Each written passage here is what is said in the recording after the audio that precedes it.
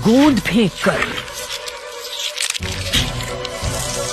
निशाने पर लगते ही ये चिपचिपा स्लाइम सख्त हो जाता है और शिकार जाल में फंस जाता है।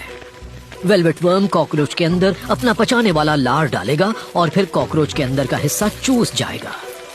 जंगल की जमीन की नमी सिर्फ वेलवेट वर्म्स के लिए ही अच्छी नहीं है, ये फंगस के लिए भी अच्छी है। और बोर्नियो के प्राचीन जंगल में कई तरह के फंगस उगते हैं।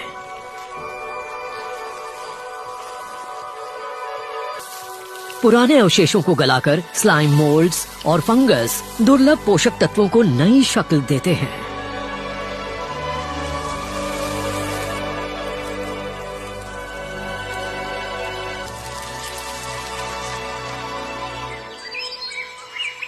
समय ने बोर्नियो के जंगलों को पेड़ पौधों से भरपूर और रंग बिरंगा बना दिया।